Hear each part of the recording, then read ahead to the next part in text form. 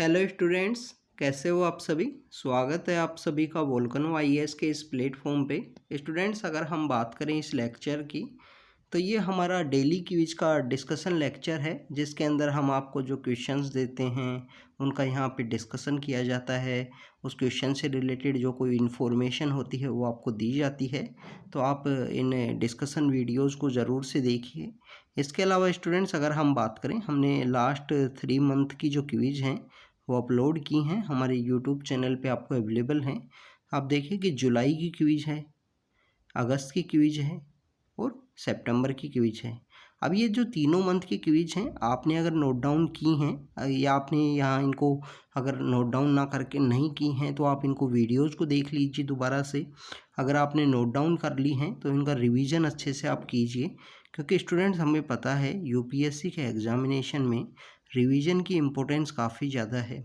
क्योंकि रिवीजन अगर आप कोई भी सब्जेक्ट है, जैसे आप देखें कि मॉडर्न इंडियन हिस्ट्री है, पॉलिटी है, इकोनॉमी है, इन्वायरमेंट है, ये जो सब्जेक्ट्स हैं, जो भी सब्जेक्ट हैं, चाहे वो करंट अफेयर ही देख लीजिए आप, ये जो सब्जेक्ट्स हैं इनका आप रेगुलर वे में जब रिवीजन करोगे तो आपका जो एग्ज़ामिनेशन में जो आपकी परफॉर्मेंस है वो इंक्रीज होगी। क्योंकि आप देखिए कि जो जून जो मंथ की मैगजीन होती है करंट अफेयर की, जिस भी इंस्टीट्यूट की आप रेफ़र करते हो, तो उसको अगर आपने अभी तक रीड किया है, उसका रिवीजन नहीं करो, तो अब प्रेजेंट समय में अक्टूबर चल रहा है तो आपका वो रिवीजन नहीं करोगे तो बेसिकली आप भूल जाओगे। तो प्रॉपर वे में किसी भी सब्जेक्ट को आप रीड करते हो तो उसका रिवीजन अच्छे से ज़रूर कीजिएगा। समय ना वेस्ट करते हुए आज का जो डिस्कशन है उसको स्टार्ट करते हैं स्टूडेंट्स। सबसे पहले अगर हम बात करें फर्स्ट क्वेश्चन की, तो फर्स्ट क्वेश्चन में स्टूडेंट्स पूछा गया है कि ये कौन से, बेसिकली आपको पता है कि जो फंडामेंटल राइट्स हैं वो क्या हैं, जस्टिसिएबल हैं और more powerful than the DPSP. क्योंकि डीपीएसपी हमको पता है डीपीएसपी यहाँ पे जस्टिसिएबल नहीं है। डीपीएसपी का कोई वायलेशन होता है तो आप सुप्रीम कोर्ट में अप्रोच कर सकते हो। तो स्टूडेंट्स, यहाँ हमको जानकारी मिल रही है कि ऐसे कोई 2 डीपीएसपी हैं जिनको यहाँ पे जो फंडामेंटल राइट आर्टिकल 14 है, जो इक्वलिटी की राइट है, तो equality before law and equal protection of the law है, तो उससे यहाँ पे सुपीरियर रखा गया है। ऐसे कोई 2 डीपीएसपी हैं, तो उनसे रिलेटेड यहाँ पूछा गया है कि वो कौन से 2 डीपीएसपी हैं जो आर्टिकल 14 और 19 से उनको प्रीसीडेंस में रखा गया है, मोर पावरफुल हैं। अगर उनके अंदर में गवर्नमेंट के द्वारा कोई पॉलिसी का फ्रेमवर्क किया जाता है तो आर्टिकल 14 का वायलेशन नहीं होगा, आप सुप्रीम कोर्ट में नहीं जा सकते। आप आर्टिकल 32 और आर्टिकल 226 जो हाई कोर्ट को है उसके थ्रू आप अप्रोच नहीं कर सकते सुप्रीम कोर्ट में या हाई कोर्ट में कि हमारा यहाँ पे फंडामेंटल राइट का वायलेशन हुआ है। तो इस तरीके के जो आर्टिकल्स हैं उनके बारे में आपको पता होना चाहिए। सबसे पहले हम यहाँ पे देखें आर्टिकल 38 एंड 40। तो स्टूडेंट्स, आर्टिकल 40 है वो पंचायती राज इंस्टीट्यूशन को इस्टेब्लिशमेंट से रिलेटेड है। आर्टिकल 50 एंड 51 की अगर हम बात करें तो यहाँ हमें पता लगता है कि जो हमारे ऑर्गन्स के बीच में जो सेपरेशन है उसकी बात की गई है, एक के अंदर में पीस को मेंटेन रखने की बात की गई है। 44 एंड 48 की अगर हम बात करें तो यहाँ यूनिफॉर्म सिविल कोड की बात की गई है। यूनिफॉर्म सिविल कोड के अलावा यहाँ पे जो प्रोटेक्शन ऑफ, जो हम बात करें कि मोन्यूमेंट्स हैं, इन सब की यहाँ पे बात की गई है 48 के अंदर में। तो स्टूडेंट्स, यहाँ पे आर्टिकल 39B एंड 39C हैं। इनके अंदर अगर गवर्नमेंट के द्वारा कोई भी पॉलिसी बनाई जाती है और वहाँ पे आर्टिकल 14 का वायलेशन होता है तो उसको यहाँ पे वायलेशन नहीं माना गया। बेसिकली ये यहाँ पे सोशल जस्टिस को देने से, सोशल जस्टिस जो है, लोगों को जो सामाजिक न्याय है वो प्रोवाइड कराने से रिलेटेड आर्टिकल हैं। जैसे आप देखिए आर्टिकल 39B के अंदर में क्या बोला गया है स्टूडेंट्स, कि यहाँ पे इक्विटेबल डिस्ट्रीब्यूशन ऑफ रिसोर्सेज होगा, equitable distribution of resources for of the community for the common good. Common good के लिए कम्युनिटी के जो भी रिसोर्सेज हैं उनका इक्विटेबल डिस्ट्रीब्यूशन होगा। आप देखिए कि गवर्नमेंट के द्वारा नेशनल फूड सिक्योरिटी एक्ट है वो लगाया गया है, वो चलाया गया है स्कीम। यहाँ पे जो गरीब लोग हैं उनको ग्रेन्स दिए जाते हैं, जो अनाज है वो प्रोवाइड किया जाता है गवर्नमेंट के द्वारा, जो यहाँ पे जो दुकानें होती हैं, राशन की दुकानें जो उनको बोलते हैं, उनके द्वारा। अब इससे रिलेटेड वो सब तो करंट अफेयर के डिस्कशन हो गए कि इंटर स्टेट इंट्रा स्टेट जिस तरीके से गवर्नमेंट के द्वारा one nation one ration card जो चलाया जा रहा है वो काफ़ी अच्छी स्कीम है, क्योंकि माइग्रेशन काफ़ी अच्छा है। बट अगर हम बात करें नेशनल फूड सिक्योरिटी एक्ट के थ्रू गवर्नमेंट के द्वारा यहाँ पे ग्रेन्स दिए जा रहे हैं। अब यहाँ पे कुछ क्राइटेरिया भी हैं। क्राइटेरिया क्या हैं कि आप की इनकम इस तरीके से होनी चाहिए, सोशियो इकोनॉमिक कास्ट सेंसस के जो डाटाज हैं उनको उसको यूज किया गया है, कुछ भी क्राइटेरिया कोई भी स्कीम के अंदर में। अब यहाँ पे किसी रिच पर्सन के द्वारा यहाँ पे रिट पिटीशन लगा दी जाए कि मेरा आर्टिकल 14 का वायलेशन हो रहा है, यहाँ पे मेरे को क्यों नहीं प्रोवाइड किए जा रहे। तो ऐसी कुछ पॉलिसी जो यहाँ पे ऐसे कुछ रिसोर्सेज जो यहाँ कम्युनिटी गुड के लिए जिनको यूज किया जाता है, तो वहाँ पे आर्टिकल 14 है उसका वायलेशन नहीं होगा। अगर हम बात करें आर्टिकल 39C की, तो 39C के अंदर हमें पता है कि ये बताता है provides for the prevention of concentration of wealth and means of the production की बात की गई है। तो स्टूडेंट्स इस तरीके से ये आर्टिकल्स हैं जो बेसिकली यहाँ 14 एंड 19 का जो वायलेशन है उसको यहाँ पे वायलेशन नहीं माना जाता है, उनसे प्रीसीडेंस में यहाँ पे इन डीपीएसपी के आर्टिकल्स को रखा गया है। स्टूडेंट्स हमने डीपीएसपी का जो कॉन्सेप्ट है कौन से कंट्री से बोरो किया है इसके बारे में आप कमेंट सेक्शन के अंदर ज़रूर बताना। जैसे फंडामेंटल राइट्स का हमें पता है कि हमने यूनाइटेड स्टेट ऑफ अमेरिका से लिया है। फंडामेंटल राइट्स काफ़ी ज़्यादा इम्पोर्टेंट भी हैं और होनी भी चाहिए फंडामेंटल राइट्स। इनको फंडामेंटल क्यों बोला गया है? They are the basic for the overall development of any person. जैसे लिबरल जो पर्सपेक्टिव है वो होना चाहिए, ह्यूमन ट्रैफिकिंग को रोका गया है, रिलीजियस राइट्स दी गई हैं। तो इस तरीके की जो काफ़ी कुछ हमारी जो राइट्स हैं वो काफ़ी एलोबरेट वे में हैं, काफ़ी डिटेल में हैं। तो इन सब के बारे में हमें पता होना चाहिए। तो यहाँ पे जो आंसर है वो है डी आंसर स्टूडेंट्स अगर हम बात करें नेक्स्ट क्वेश्चन की, नेक्स्ट क्वेश्चन के अंदर पूछा गया है कि which of the following is essentially not a feature of federal polity. हमें पता है कि इंडिया एक फेडरल स्ट्रक्चर है, फेडरल पॉलिटी है यहाँ पे। तो बेसिकली आपको देखने को मिलेगा स्टूडेंट्स कि ड्यूल सिटीजनशिप जो बेसिकली कॉन्सेप्ट है, ड्यूल सिटीजनशिप ये असेंशियली फीचर नहीं है फेडरल पॉलिटी का। आप देखिए कि कुछ फेडरल कंट्री हैं, जैसे भारत की ही बात कर लीजिए, इंडिया की ही बात कर लीजिए आप, कि वहाँ पे ड्यूल सिटीजनशिप नहीं है। जैसे आप अगर मान लीजिए आप हरियाणा से हो, तो ऐसा तो है नहीं कि आप हरियाणवी बेसिकली एक कॉन्सेप्ट ज़रूर है बट वो कोई सिटीजनशिप नहीं है। We all peoples are the Indian. इसी वजह से हमने जो आर्टिकल 370 था, आर्टिकल 370 को जो रिमूव किया गया, वहाँ पे बेसिकली एक ही राष्ट्र के अंदर में एक ही संविधान होना चाहिए, एक ही निशान होना चाहिए। निशान मीन्स द फ्लैग भी एक ही होना चाहिए। तो 370 को रिमूव करने के बिहाइंड में एक रीज़न ये भी था कि वहाँ पे एक ही कंट्री के अंदर टू सिस्टम नहीं होने चाहिए। जैसे आप देखिए कि अभी पिछले 1-2 ईयर्स के अंदर में नॉर्थ ईस्ट के अंदर में काफ़ी कुछ जो जिन्हें बोलते हैं कि एग्रीमेंट होते हैं, जो समझौते होते हैं, वो गवर्नमेंट के द्वारा किए गए हैं। जैसे मीजो अकॉर्ड है, तो वहाँ पे उनका बेसिकली ये जो नॉर्थ ईस्ट के अंदर जो इंसर्जेंसी है या सेपरेटिज्म की जो बातें हैं कि एक पहाड़ के बिहाइंड में 2 गांव हैं, ऐसी एक कम्युनिटी के द्वारा या किन्हीं के कोई थोड़े से एरिया हैं, वो यहाँ पे सेपरेट स्टेट की मांग कर रहे हैं, कुछ तो सेपरेट कंट्री की मांग कर रहे हैं। तो इस तरीके की जो डिमांड है वहाँ पे इनका एक जो एग्रीमेंट्स हैं उनके ऊपर एक क्रिटिकल पॉइंट होता है कि उन लोगों के द्वारा डिमांड की जाती है हमारा सेपरेट फ्लैग होना चाहिए, हमारे यहाँ पे जैसे सेपरेट फ्लैग है उसको बनाएं। आप देखिए कि वहाँ पे नॉर्थ ईस्ट के अंदर ऐसे काफ़ी मूवमेंट चले हैं, चाहे हम डॉक्टर फीजो की लीडरशिप में ग्रेटर नागालिंगम जो मूवमेंट चला था, नागा मूवमेंट है, उसके बारे में हमने जो इंडिया एंड इट्स यूनियन के अंदर देखा है कि कैसे जो नागालैंड है 1963 के अंदर बनता है, डायरेक्टली उसको स्टेट बनाया जाता है। वहाँ पे डॉक्टर फीजो के द्वारा मूवमेंट चला। चाहे आसाम के अंदर कोई मूवमेंट हो, ऐसे बहुत सारे मूवमेंट्स हैं और ये हमको नॉर्थ ईस्ट के अंदर काफ़ी देखने को मिलते हैं। तो ड्यूल सिटीजनशिप बेसिकली यहाँ पे जो हर फेडरल पॉलिटी के अंदर में ड्यूल सिटीजनशिप नहीं होता है, जैसे इंडिया के अंदर नहीं है। इसके अलावा हमको कुछ और भी बहुत सारे रिटन कॉन्स्टिट्यूशन हैं, रिजिड कॉन्स्टिट्यूशन है, सुप्रीमेसी ऑफ कॉन्स्टिट्यूशन है, इंडिपेंडेंस ऑफ जुडिशरी है।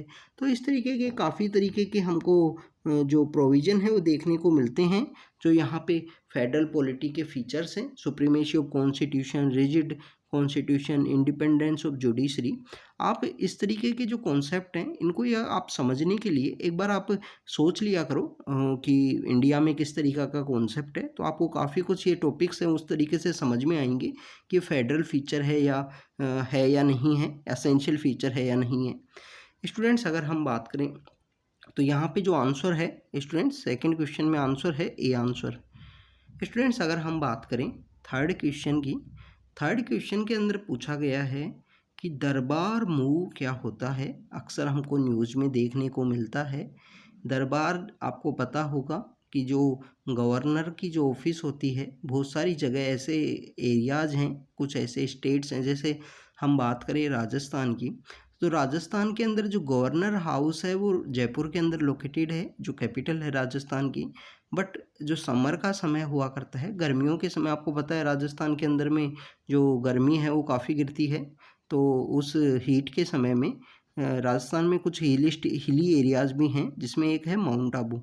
तो माउंट आबू के समय में जो राज कार्य हैं, जो कम्प्लीटली यहाँ पे गवर्नर हाउस के जो काम हैं, वो जो ऑफिस है वहाँ पे ट्रांसफ़र हो जाती हैं। तो ऐसा ही दरबार मूव है, इस प्रैक्टिस को अभी रिसेंटली स्टॉप किया गया है, जो जम्मू एंड कश्मीर के अंदर हुआ करती थी। जम्मू एंड कश्मीर के अंदर हम स्टूडेंट्स हमको देखने को मिलता है कि जम्मू एंड कश्मीर के अंदर में वहाँ पे बेसिकली अगर हम बात करें जो विंटर का जो समय होता था उस समय में जम्मू में, और समर के समय में श्रीनगर के अंदर में जो कैपिटल है, जो लेजिस्लेचर है, इस तरीके के वर्क हैं जो यहाँ पे शिफ्ट हो जाते हैं, मतलब डिफरेंट सिटी में डिफरेंट सीजन्स के अंदर में इस तरीके से होता है। ऐसे और भी बहुत सारे स्टेट्स के अंदर में हैं, जैसे हमको महाराष्ट्र में भी इस चीज़ की जानकारी मिलेगी। नागपुर के अंदर में जो ट्रांसफ़र होता है कुछ समय के लिए, जो कैपिटल का जो काम है, जो गवर्नमेंट का जो वर्क है, आपको अभी जो एक सदर्न इंडिया का स्टेट है हमारा, जो बेसिकली हम बात करें आंध्र प्रदेश, तो उसके अंदर में जो 3 कैपिटल हैं उनको बनाने से रिलेटेड यहाँ पे डिमांड थी कि जैसे यहाँ पे जुडिशरी कैपिटल, एग्जीक्यूटिव कैपिटल को अलग से, और लेजिस्लेचर की जो कैपिटल है, तीनों अलग अलग बनी। पर आपको पता है कि इंडिया के अंदर में आप देख सकते हो कि जुडिशल कैपिटल तो बहुत सारे स्टेट्स के अंदर में दूसरा बड़ा सिटी होता है, मैक्सिमम स्टेट्स के अंदर में हमको देखने को मिलता है। जैसे आप देखिए कि हम बात करें राजस्थान की, तो राजस्थान में जो हाई कोर्ट है उसकी जो कैपिटल है, जुडिशियल कैपिटल मीन्स द उस स्टेट का जो हाई कोर्ट है वो कहाँ लोकेटेड है, तो हाई कोर्ट तो जोधपुर के अंदर लोकेटेड है, बट उसकी एक बेंच जो है, बेंच हमको देखने को मिलती है जो जयपुर के अंदर भी है। मेन जो हाई कोर्ट है वो जोधपुर के अंदर है। ऐसे ही आप देखिए कि उत्तर प्रदेश की अगर हम बात करें, उत्तर प्रदेश का जो मेन हाई कोर्ट है वो इलाहाबाद के अंदर में है, और उसकी जो बेंच है वो आपको लखनऊ के अंदर भी देखने को मिलेगी, कानपुर के अंदर भी आपको देखने को मिलेगी। अगर हम बात करें कि जो बॉम्बे हाई कोर्ट है वो पुराना हाई कोर्ट है, बट उसकी आपको बेंचेज और भी रीजन के अंदर देखने को मिलेंगी। तो ऐसे ही आंध्र प्रदेश के अंदर भी ऐसा करने से रिलेटेड था कि तीनों कैपिटल अलग की जाएं। जुडिशरी कैपिटल तो हमें बहुत सारी जगह अलग अलग देखने को मिलती है, बट लेजिस्लेचर और एग्जीक्यूटिव एक दूसरे के कोऑपरेशन के साथ में वर्क करती हैं, तो इनको अलग नहीं किया जा सकता स्टूडेंट्स। तो इस और ये काफ़ी ज़्यादा जो कन्फ्यूजन है वो क्रिएट करेगा वर्क सिस्टम को, जो एफिशिएंसी है आपकी वर्क की, तो उसको रिड्यूस करेगा। सेंट्रल विस्टा रीडेवलपमेंट के बारे में हमने देखा, ministry of housing and urban affair के द्वारा काफ़ी कुछ किया गया है, राजपथ को कर्तव्य पथ में चेंज कर दिया गया है। कुछ ब्यूटिफिकेशन से रिलेटेड हमारे जो पुराने जो पावर हाउसेज हैं इंडिया के, जैसे नॉर्थ ब्लॉक है, साउथ ब्लॉक है, इनको म्यूजियम के अंदर कन्वर्ट किया जाएगा और नई बिल्डिंग बनाई जा रही हैं। टाइगर रिलोकेशन प्रोजेक्ट है, इसके बारे में आपको पता ही होंगे, बहुत सारे टाइगर्स को रिलोकेट कर दिया गया है। एक सरिस्का के अंदर जिस तरीके से किया गया था, तो ये सरिस्का राजस्थान के अंदर लोकेटेड है स्टूडेंट्स, नेशनल पार्क है। तो स्टूडेंट्स यहाँ पे जो बाई एनुअल जो शिफ्ट होता है कैपिटल का जम्मू एंड कश्मीर में, उसको यहाँ पे बेसिकली दरबार मूव बोला जाता है, ये न्यूज़ के अंदर में था। अगर हम बात करें नेक्स्ट क्वेश्चन की, नेक्स्ट क्वेश्चन पूछा गया है कि me too, yes all and times up movement हैं, वो रिसेंटली न्यूज़ के अंदर में आपको देखने को मिलते हैं। ये मूवमेंट किस चीज़ से रिलेटेड हैं? क्या ओजोन लेयर के प्रोटेक्शन से रिलेटेड हैं? स्टूडेंट्स आप देखिए कि हमारे इन्वायरमेंट के जो मूवमेंट हैं वो इतने भी आपको बेसिकली नहीं देखने को मिलेंगे। इन्वायरमेंट मूवमेंट्स में आप देखिए कि लोगों का जो पार्टिसिपेशन होता है काफ़ी कम होता है। कुछ हमारे मूवमेंट्स होते हैं, कुछ मूवमेंट्स ऐसे हुए हैं जहाँ पे, चाहे आप नियामगिरी हिल्स की बात कर लीजिए जहाँ पे जिस तरीके से जो माइनिंग है उसको रोका गया। इसके अलावा अगर आप बात कर लीजिए कि हमारे थूथुकुडी में, जो थूथुकुडी जगह है तमिलनाडु के अंदर में, तो वहाँ पे जिस तरीके से जो कॉपर की जो प्लांट है उसको रोकने के लिए 2018 के अंदर एक मूवमेंट चला था, काफ़ी अच्छा मूवमेंट था। वेदांता का वहाँ पे प्लांट है। इसके अलावा चाइल्ड ट्रैफिकिंग से रिलेटेड नहीं है, मी टू मूवमेंट आपने काफ़ी सुना होगा, 2018 के समय इंडिया में काफ़ी आया था।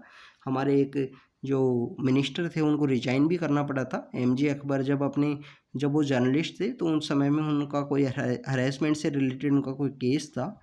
तो students, wild animal and trafficking से रिलेटेड जो अगर मूवमेंट की बात करूं, तो ये वाइल्ड नेट नाम से कोई बहुत सारे मूवमेंट चलाए जाते हैं। Wild net means the internet के ऊपर में कोई जानवर है, उनकी स्किन है, उसका ट्रैफिकिंग हो तो नहीं रहा है, तो ये हमारे wild life crime control bureau है, उसके द्वारा ऐसे मूवमेंट्स को रोकने की कोशिश की जाती है। तो me too movement, yes all and times up movement हैं, ये movement against the harassment, abuse and assault के खिलाफ हैं, जो मैक्सिममली वुमेन्स को फेस करने पड़े अपनी लाइफ में। तो मी टू मूवमेंट एक वर्चुअल मूवमेंट था कि लोगों के द्वारा लिखा गया कि मेरे को भी कभी ना कभी इस तरीके का किसी पीपल्स के द्वारा बैड टच या बेसिकली हम बात करें कि जो हरासमेंट है वो फेस करना पड़ा। यस ऑल मूवमेंट था 2014 के समय में था। टाइम्स अप मूवमेंट है वो बेसिकली वेस्टर्न एरियाज़ के अंदर ही, जो वेस्टर्न कंट्रीज़ हैं उनके अंदर ही लिमिटेड रहा। स्टूडेंट्स, अगर हम बात करें नेक्स्ट क्वेश्चन की, next question is about the, यहाँ पे बोला गया है कि इनिशिएटिव है, रिकॉल है एंड प्लेबीसाइट है। स्टूडेंट्स, ये डायरेक्ट डेमोक्रेसी जो है उसके टूल हैं। डायरेक्ट डेमोक्रेसी क्या है? जो स्विट्ज़रलैंड में आपको पता होगा कि स्विट्ज़रलैंड के अंदर डायरेक्ट डेमोक्रेसी जो है वो बेसिकली प्रैक्टिस की जाती है। इंडिया के अंदर हम इनडायरेक्ट डेमोक्रेसी है उसको प्रैक्टिस करते हैं। लोगों के द्वारा वोट दिया जाता है, फिर उन हमारे जो रिप्रेजेंटेटिव बनते हैं, जो कॉन्स्टिट्यूएंसीज है, चाहे मेंबर ऑफ पार्लियामेंट हो या मेंबर ऑफ लेजिस्लेटिव असेंबली हो, उन लोगों के द्वारा फिर हमारा जो काम है उससे रिलेटेड कानून बनाए जाते हैं, वो फिर पब्लिक डोमेन में रखते हैं, और 5 साल के लिए फिर दोबारा से वो इलेक्शन है उसके लिए वोट मांगने आते हैं, चाहे वो 3 टायर में हों, चाहे वो हम बात करें कि जो स्टेट में हो या मेंबर ऑफ पार्लियामेंट के लिए हों। तो इनिशिएटिव, रिकॉल एंड प्लेबीसाइट जो हैं, इसके अलावा रेफरेंडम भी है। ये बेसिकली यहाँ पे जो हम बात करें कि डायरेक्ट डेमोक्रेसी के टूल हैं। तो स्टूडेंट्स, हमें पता है कि जो इनिशिएटिव है, इनिशिएटिव मीन्स द कोई भी जो बिल है उसको प्रपोज करना, लोगों के द्वारा इनिशिएट करना, लोगों के द्वारा ऐसा कोई बिल है। जैसे आप देखिए कि एंटी करप्शन मूवमेंट चला था इंडिया के अंदर 2011 के समय में, पर इंडिया के अंदर उसको हम बेसिकली इनिशिएटिव का पार्ट नहीं बोल सकते, क्योंकि इंडिया के अंदर इनडायरेक्ट डेमोक्रेसी है। इंडिया के अंदर उसको basically part of the one kind of the pressure group के रूप में, जो कुछ एनजीओज़ के रूप में काम किया गया, वो हम बोल सकते हैं। इनिशिएटिव का मीन्स है कि किसी भी जो बिल कानून है उसको लोगों के द्वारा इनिशिएट किया जाए।